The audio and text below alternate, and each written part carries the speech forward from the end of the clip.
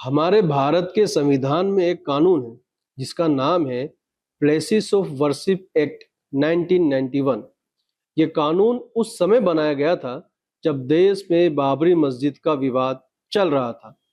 इस कानून में कहा गया है कि 15 अगस्त 1947 को किसी भी धार्मिक स्थल की जो पहचान और स्थिति है उसे वैसे ही बनाए रखा जाएगा।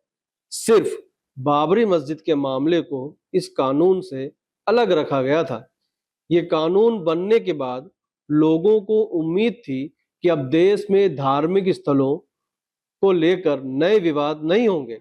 अगर कोई विवाद होगा भी तो अदालतें इस कानून के आधार पर ऐसे मामले को स्वीकार नहीं करेंगी, यानी जो धार्मिक स्थल जिस स्थिति में है वे वैसे ही बने रहेंगे।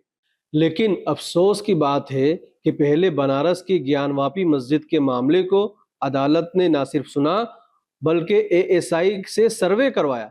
अब मध्य प्रदेश हाईकोर्ट ने एएसआई की सर्वे रिपोर्ट के आधार पर धार जिले की मौला कमाल मस्जिद को मंदिर घोषित कर दिया है। सवाल एएसआई की रिपोर्ट पर भी खड़ा होता है क्योंकि खुद एएसआई ने साल 1991-52 में इस जगह को मस्जिद दर्ज किया और आज वो अपने ही रिकॉर्ड के खिलाफ जाकर इसे मंदिर बता रहा है।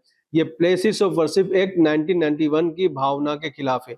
इस फैसले ने देश की न सिर्फ जुडिशियल सिस्टम की क्रेडिबिलिटी पर सवाल खड़े कर दिए हैं बल्कि साथ ही इसका असर माइनॉरिटी राइट्स, रिलीजियस फ्रीडम, सांप्रदायिक सौहार्द और देश के धर्मनिरपेक्ष ढांचे पर पड़ सकता है।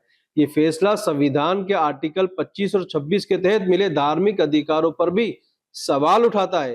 कई सालों तक भोजशाला परिसर में ऐसी व्यवस्था थी जिसमें दोनों समुदाय अपने अपने धार्मिक काम कर सकते थे। अब अगर एक समुदाय के लंबे समय से चले आ रहे इबादत के अधिकार को हटाकर दूसरे समुदाय को दे दिया जाता है तो इससे पुरानी व्यवस्था टूटती है और सभी धर्मों के बराबर सम्मान के सिद्धांत को भी नुकसान पहुंच सकता है।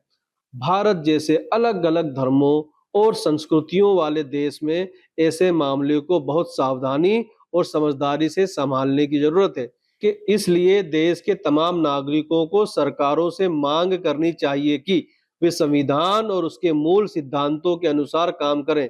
सभी नागरिकों, खासकर अल्पसंख्यकों के अधिकारों और सम्मान की रक्षा करने, देश के लोकतांत्रिक और धर्मनिरपेक्ष मूल्यों को बचाने के लिए बेहद जरूरी है।